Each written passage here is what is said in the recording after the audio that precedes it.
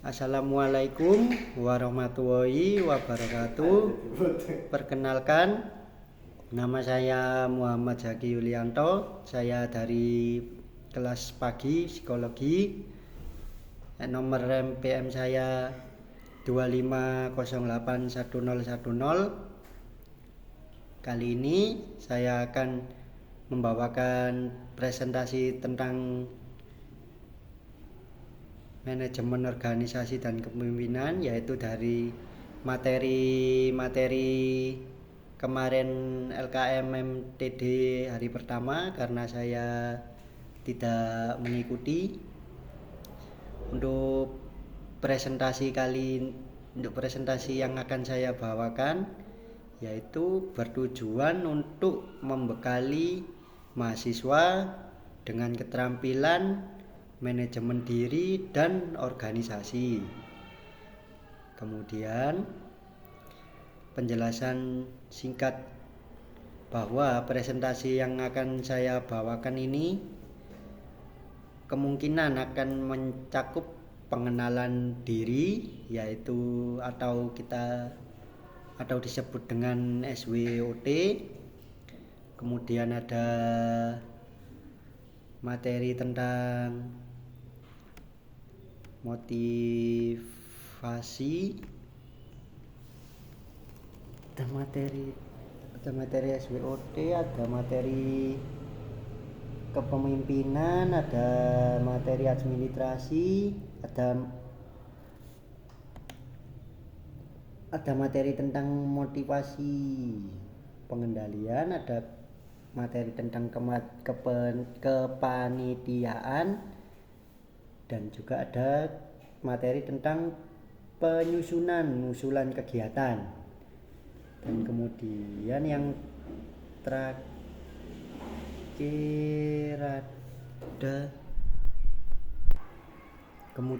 terakhir ada latihan keterampilan manajemen mahasiswa tingkat dasar.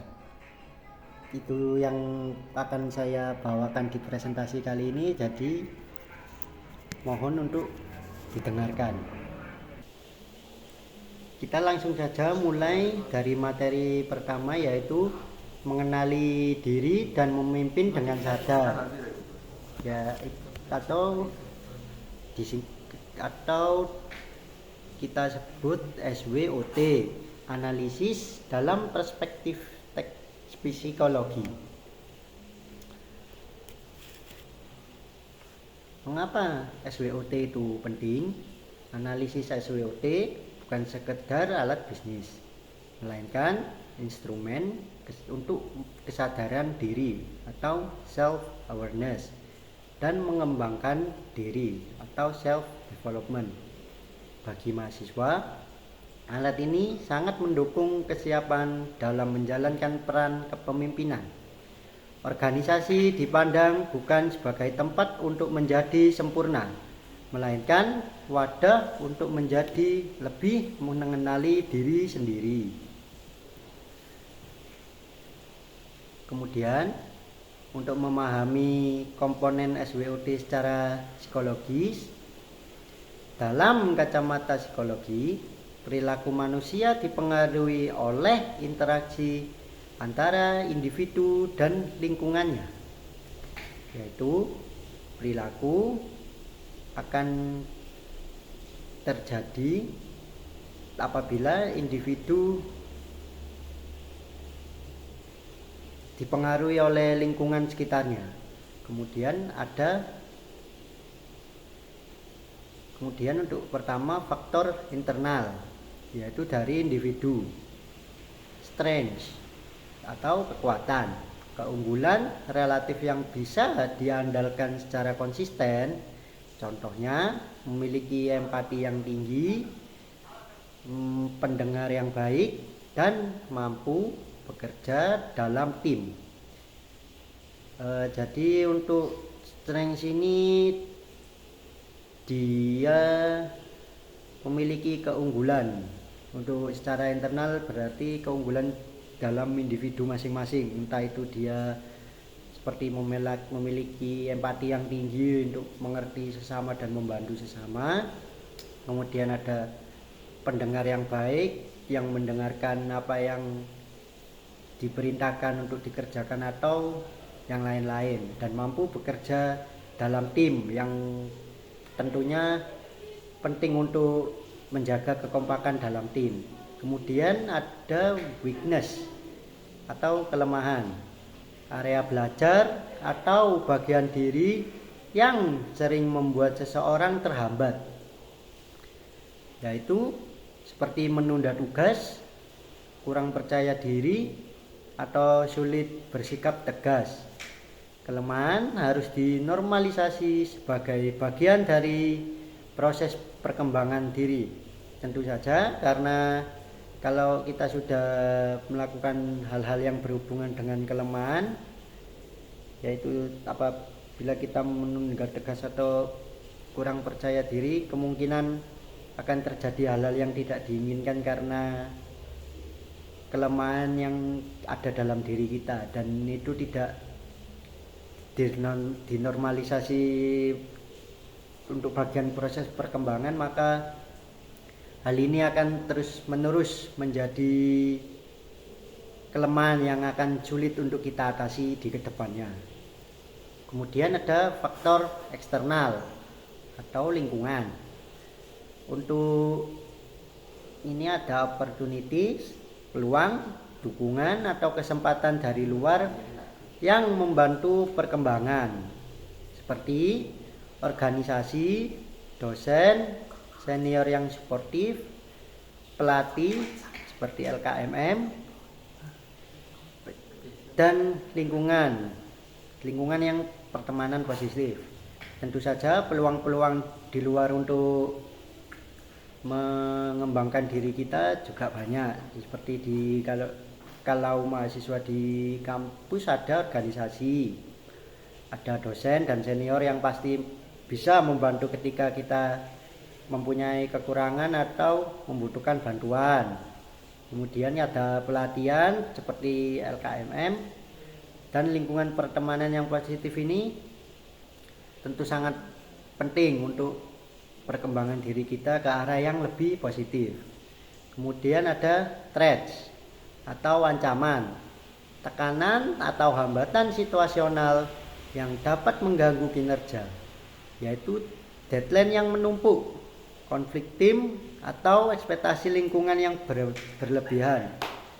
Untuk deadline yang menumpuk ini tentu sangat mempengaruhi bagi jadwal kita, akan menjadi ancaman ke depannya. Konflik dalam tim tentu saja, karena akan mempengaruhi kerjasama, dan ekspektasi lingkungan yang berlebihan tentu akan mengganggu kita untuk berpikir secara lebih jernih dan logis. Kemudian ada analisis kasus dan strategi adaptif. Materi ini memberikan contoh kasus mahasiswa yang cerdas secara kognitif namun memiliki regulasi emosi yang lemah, yaitu mudah tersinggung saat dikritik. Solusinya bukan tentang siapa yang paling benar, tapi siapa yang mampu tetap tenang saat dikoreksi. Untuk contoh kasus ini mungkin menurut saya memang harus dianalisis lebih lanjut, karena untuk regulasi emosi yang lemah ini sangat mengganggu sekali apabila kita diberikan kritik-kritik atau saran-saran yang membangun tapi tidak bisa menerima kritik dan saran tersebut. Bukan tentang siapa yang paling benar, tapi yang tenang saat di kondisi kritik-kritik ini datang dan mampu mengoreksi diri sendiri saat diberitahu tentang kesalahan diri di setiap individu. Kemudian ada strategi transformasi SWOT. SO yang artinya menggunakan kekuatan internal untuk memaksimalkan peluang luar. Ada WO, memanfaatkan peluang yang ada untuk memperbaiki kelemahan diri. Kemudian ada ST, menggunakan kekuatan untuk menghadapi ancaman lingkungan. Kemudian ada WT, mengelola resiko dengan menetapkan batasan diri yang sehat.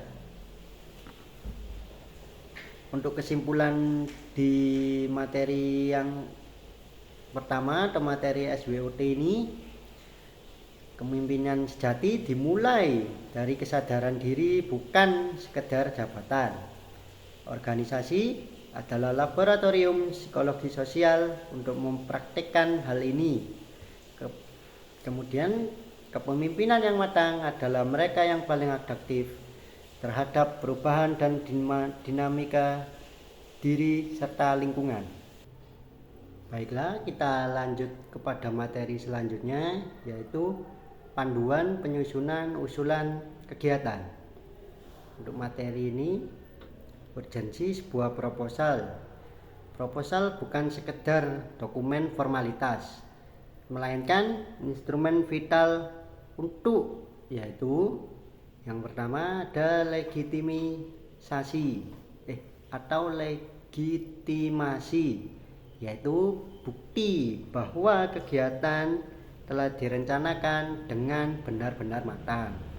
Kemudian yang kedua ada pendanaan, yaitu pintu masuk untuk mendapatkan dana internal maupun secara eksternal. Karena tanpa dana apapun, kegiatan sebaik apapun dan terencana apapun tidak akan berjalan dengan lancar. Kemudian yang ketiga ada panduan atau roadmap, yaitu instruksi operasional yang jelas saat eksekusi di lapangan. Karena kalau sebuah acara tanpa instruksi operasional yang jelas, maka saat eksekusi di lapangan akan mengalami halangan dan hambatan saat acara berlangsung. Kemudian untuk fakta penting, sebanyak 80% proposal ditolak karena kesalahan format, bukan karena idenya yang buruk. Kemudian untuk kesalahan fatal yang harus hindari hal-hal berikut agar proposal Anda tetap profesional, yaitu hindari judul yang ambigu. Contohnya, hanya menulis kegiatan mahasiswa saja tanpa spesifikasi. Ini jelas karena dari hanya melihat judul saja, kalau judul tersebut ambigu, maka sang penyelenggara atau donatur dari acara tersebut akan merasa ragu untuk mendanai atau menjalankan event atau kegiatan tersebut. Yang kedua, ada tujuan yang tidak smart, yaitu tujuan yang terlalu umum seperti meningkatkan kemampuan. Kemudian ada anggaran global, menulis total biaya rincian. Menulis total biaya rincian ini bukan hanya menulis kira-kiranya saja, seperti misalnya konsumsi sebesar 5 juta. Ini sangat penting karena untuk anggaran sendiri harus ditulis secara rinci agar pengelola dan penyelenggara tahu dana ini dihabiskan untuk apa. Kemudian kurangnya inovasi. Konsep acara yang terlalu biasa dan tidak ada kebaruan, yang dimana setiap tahunnya akan terlihat sama dan tentunya monoton, yang tentu saja akan terlalu biasa dan membuat bosan setiap tahunnya. Kemudian ada masalah teknis, yaitu font yang berantakan dan banyaknya salah ketik atau typo. Kemudian untuk struktur atau golden framework, yaitu ada 10 elemen wajib yang digunakan untuk struktur kelengkapan proporsional. untuk memastikan bahwa proposal tersebut sudah pasti untuk kelengkapannya dan tidak ditolak. Yang pertama ada cover dan identitas yang menyumbang 20% di penilaian awal. Yang kemudian ada latar belakang, yaitu paparkan masalah yang ingin diatasi. Kemudian ada tujuan dan manfaat, yaitu tawarkan solusi yang konkret. Kemudian nama dan tema harus relevan dengan isi kegiatan. Kemudian ada mekanisme, bentuk kegiatan yang akan dijalankan. Kemudian ada target peserta, siapa sasaran utamanya. Kemudian ada timeline, yaitu jadwal pelaksanaan yang jelas. Selanjutnya ada susunan panitia atau susunan organisasi. Sangat penting untuk menstruktural organisasi pelaksana. Kemudian ada rencana anggaran, yaitu detail biaya yang dibutuhkan untuk menyelenggarakan sebuah acara atau kegiatan. Kemudian ada penutup dan lampiran, dokumen pendukung lainnya. Tips menulis konten yang menarik adalah latar belakang atau metode storytelling digunakan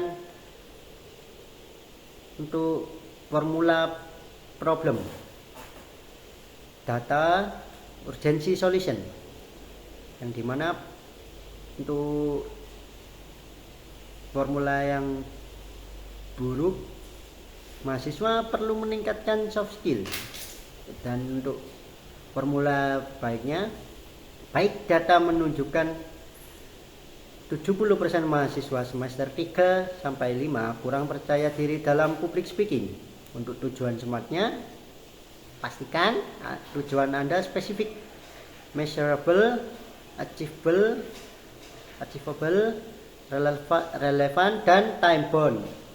Untuk judul kreatifnya, gunakan formula aksi target, benefit, referensi, gunakan metafora dan kerangka konkret. Contohnya inkubator pena emas jadi penulis dalam 30 hari adalah salah satu contoh judul yang kreatif.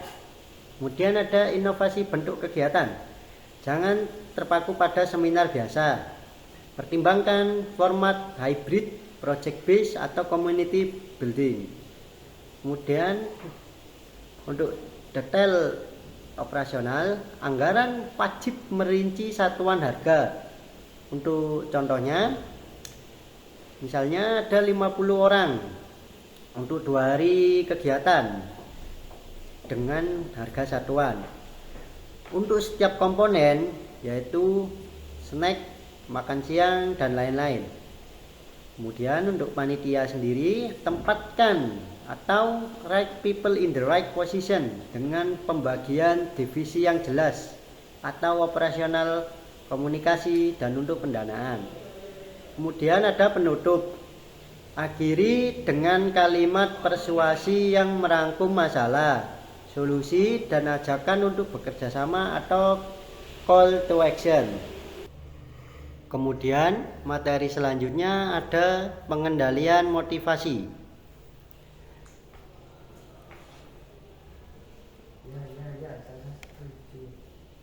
Definisi motivasi, asal kata, yaitu berasal dari kata Latin movere atau yang berarti menggerakkan. Pengertian umumnya merupakan dorongan yang timbul pada diri seseorang baik secara sadar maupun tidak sadar untuk melakukan tindakan dengan tujuan yang terbilang tertentu. Untuk perspektif dari psikologi, usaha yang menyebabkan seseorang atau kelompok bergerak melakukan sesuatu demi mencapai tujuan atau mendapatkan kepuasan. Kemudian ada jenis-jenis motivasi. Yang pertama ada motivasi intrinsik, yaitu dorongan yang muncul dari dalam diri tanpa memerlukan rangsangan dari luar, yaitu motivasi yang muncul dari diri kita karena termotivasi akan sesuatu yang menggerakkan diri kita tanpa memerlukan rangsangan dari luar yang benar-benar ada dalam diri kita. Kemudian yang kedua ada motivasi intrinsik, dorongan yang berasal dari faktor-faktor luar diri seseorang, yaitu mungkin saja dari idola mereka, dari orang tua mereka, atau dari lingkungan mereka. Kemudian ada fungsi utama motivasi, yaitu mendorong, menjadi alasan timbulnya suatu perbuatan. Tanpa motivasi tidak ada tindakan. Kemudian ada pengarah, mengarahkan perbuatan agar tetap fokus pada pencapaian tujuan yang diinginkan. Kemudian ada penggerak, menentukan kecepatan atau intensitas dalam penyelesaian suatu pekerjaan. Kemudian motivasi dan adversity quotient atau EQ. Definisi EQ, kemampuan seseorang dalam menghadapi kesulitan atau hambatan. Kemudian ada fungsi EQ, yaitu mengukur daya tahan seseorang menghadapi kesulitan, memprediksi siapa yang akan bertahan atau menyerah di bawah tekanan. Kemudian ada interpretasi skor kesulitan EQ berdasarkan hasil kuesioner. Individu dikelompokkan menjadi 3 tipe, yaitu quitter yang cenderung mudah menyerah, pasif, dan kehilangan gairah untuk sukses. Karakteristiknya memilih jalan yang termudah dan sering menyesali masa lalu. Kemudian ada campers, orang yang cepat merasa puas dengan apa yang sudah dicapai, dengan karakteristik mencari situasi aman, yaitu penjara yang nyaman, dan jarang menggunakan seluruh kemampuannya untuk mencapai mimpi yang lebih besar. Kemudian ada climbers, individu yang terus berusaha menghadapi kesulitan dengan keberanian dan disiplin. Karakteristiknya selalu menerima tantangan, memandang segala kemungkinan, dan hidup secara maksimal. Kemudian ada perencanaan rencana kerja dan penyusunan program. Yang pertama ada hakikat organisasi sebagai sistem. Definisinya, organisasi adalah wadah sekumpulan orang yang berinteraksi dan saling bergantung untuk mencapai tujuan tertentu melalui struktur-struktur yang telah ditetapkan. Kemudian ada 2 sudut pandang, yaitu statis dan dinamis. Untuk statis, organisasi sebagai wadah atau tempat yang terstruktur, dan untuk yang dinamis, organisasi adalah sebagai aktivitas tata krama hubungan yang baik, formal maupun non formal. Kemudian ada sistem. Organisasi membutuhkan masukan atau input untuk melakukan proses dan menghasilkan keluaran atau output yang dipengaruhi oleh lingkungan. Kemudian ada manajemen dan kelengkapan organisasi.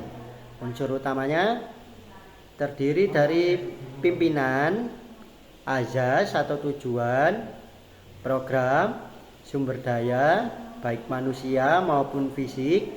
Kemudian ada serta struktur organisasi. Fungsi manajemen meliputi planning, organizing, staffing, directing, coordinating, budgeting, dan juga reporting. Untuk kelengkapannya harus memiliki visi misi konsultasi serta struktur yang jelas. Untuk 3 pilar aktivitas atau PPB, untuk menjalankan aktivitasnya, organisasi perlu memperhatikan 3 hal utama, yaitu planning atau perencanaan, langkah awal untuk menentukan arah. Kemudian ada programming atau penyusunan program, merumuskan tujuan, kriteria, dan analisa lingkungan. Kemudian ada budgeting atau anggaran, menganalisis debit atau kredit, inventarisir sumber pemasukan dan memperhitungkan faktor resiko. Kemudian langkah menyusun rencana kerja. Proses penyusunan rencana kerja yang efektif dilakukan melalui langkah berikut. Identifikasi tugas, apakah rinci semua pekerjaan yang harus dilakukan. Kemudian ada urutan kerja, menentukan skala prioritas, mana yang terlebih dulu dikerjakan. Kemudian ada target dan indikator, tetapkan sasaran yang bisa diukur. Ada waktu pelaksanaan, tentukan durasi dan siapa yang bertanggung jawab. Kemudian ada metode dan sarana, pilih strategi dan alat yang dibutuhkan. Dan yang terakhir ada matriks rencana, masukkan semua poin ke dalam matriks untuk review akhir. Untuk prinsip-prinsip penetapan sasaran atau SMART, sasaran kegiatan harus memenuhi 5 unsur, yaitu spesifik, jelas dan tidak umum, measurable, dapat diukur secara kualitas maupun kuantitas, achievable, realistis untuk dicapai, relevan, sesuai dengan visi dan misi, timelines, memiliki batas waktu yang jelas. Untuk analisis kondisi lingkungan, digunakan analisis ini untuk mengidentifikasikan aspek internal dan eksternal, yaitu strength, kekuatan dan weakness, kelemahan, faktor internal organisasi, atau kita dapat menganalisa kekuatan dan kelemahan dari sebuah internal organisasi. Kemudian untuk selanjutnya opportunity dan threats, yaitu faktor eksternal dari lingkungan, yang dimana kita harus mencari peluang dan ancaman yang dapat mempengaruhi faktor-faktor organisasi dari lingkungan. Untuk strategi, gabungkan kekuatan untuk mengambil peluang atau gunakan kekuatan untuk menghadapi ancaman. Untuk penjabaran rencana dan kepanitiaan, prinsip 5W1H, apa, kapan, di mana, siapa, dan bagaimana kegiatan dilakukan. Untuk kepanitiaan, jumlah personil dan pembagian bagian harus sesuai dengan kebutuhan nyata yang untuk kegiatan tersebut. Kemudian slogan kerja, tulis siapa yang dikerjakan, kerjakan yang apa yang telah ditulis, dan tulis apa saja yang telah dikerjakan.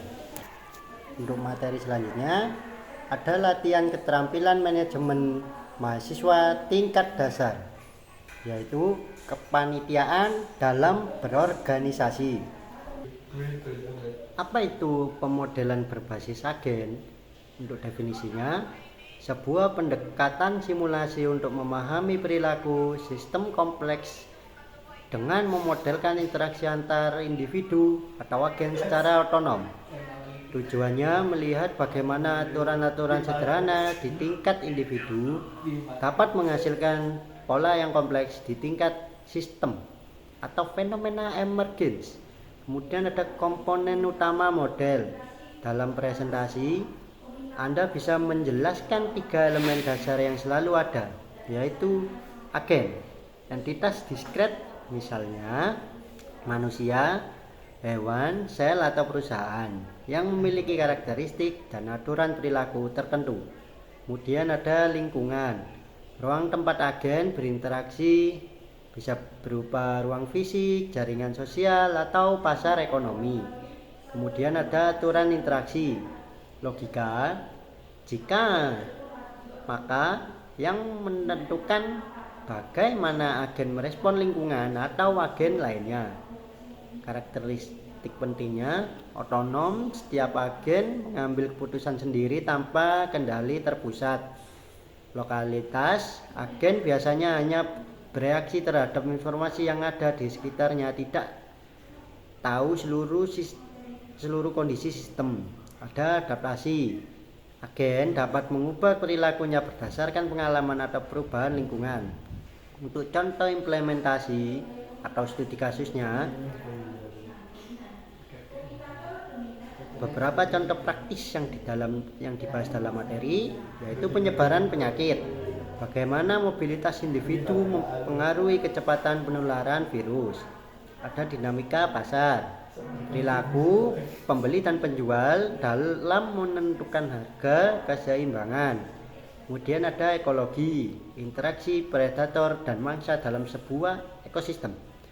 Kesimpulannya, pemodelan berbasis agen membantu kita memprediksi skenario bagaimana jika atau what if scenarios yang sulit dilakukan dengan eksperimen nyata.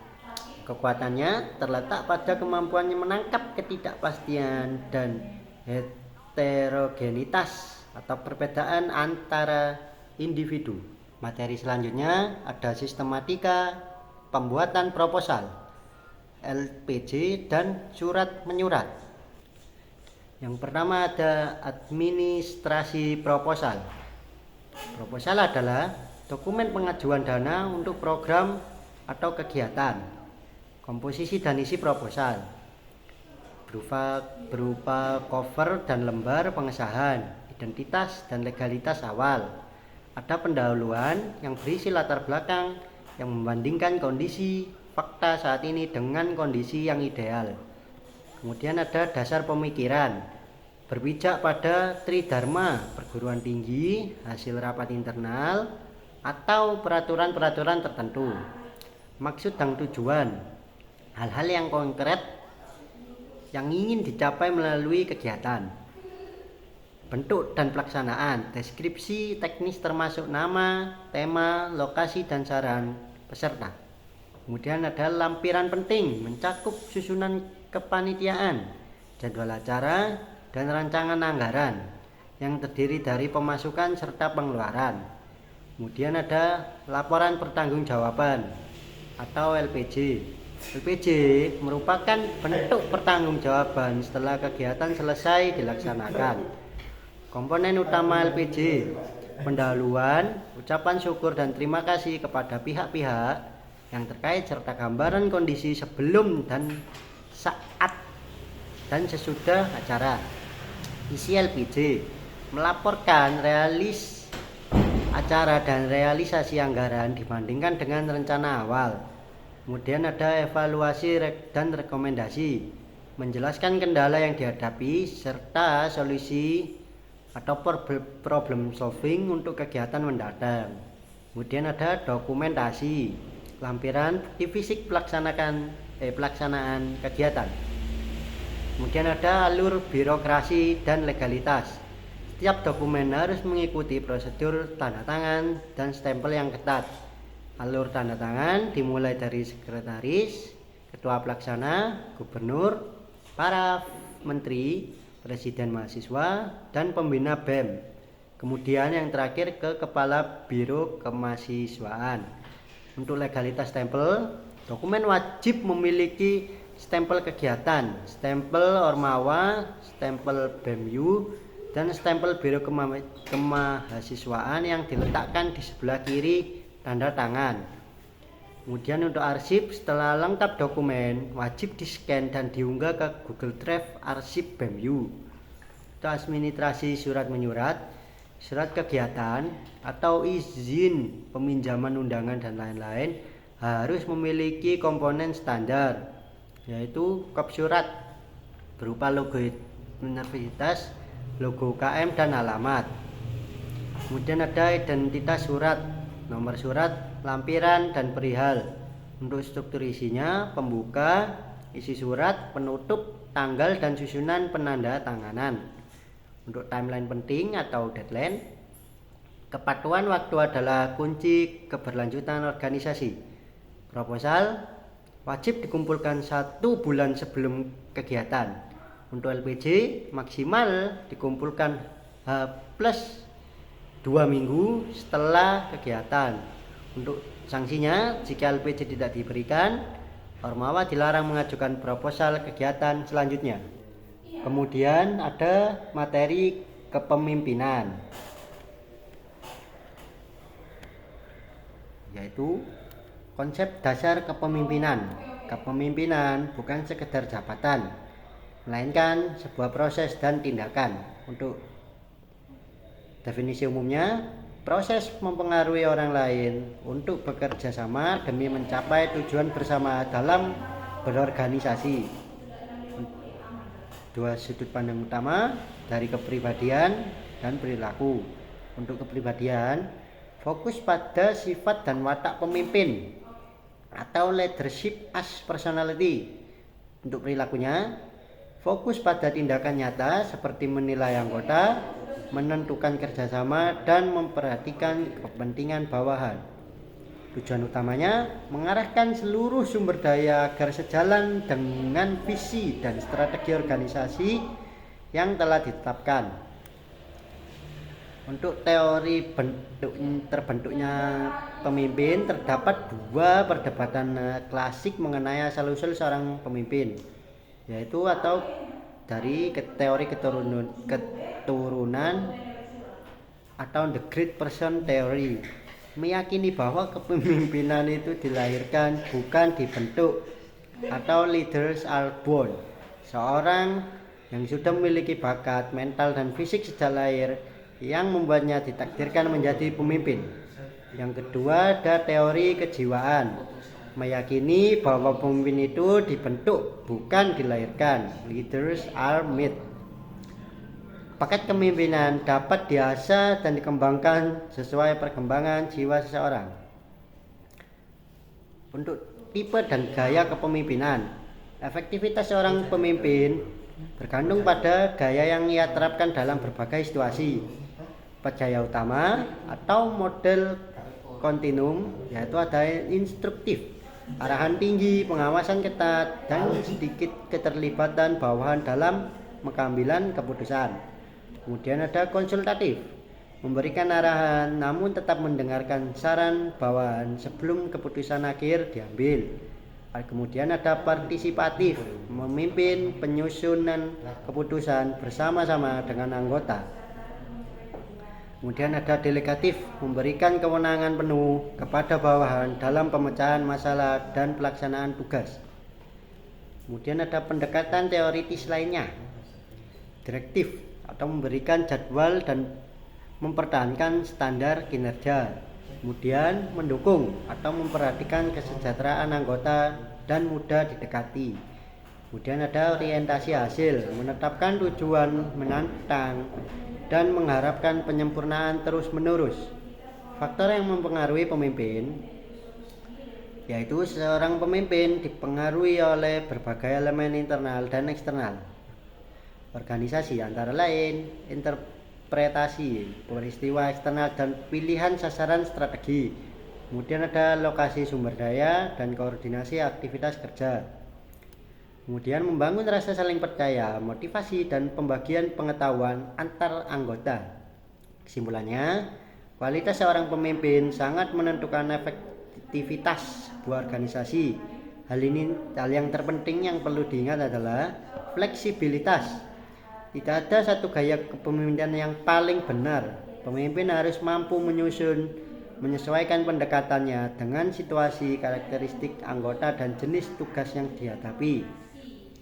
Mungkin itu saja materi-materi yang ada di LKMM hari pertama. Kalau ada salah kata dan perilaku yang tidak sopan, saya minta maaf. Terima kasih. Assalamualaikum warahmatullahi wabarakatuh.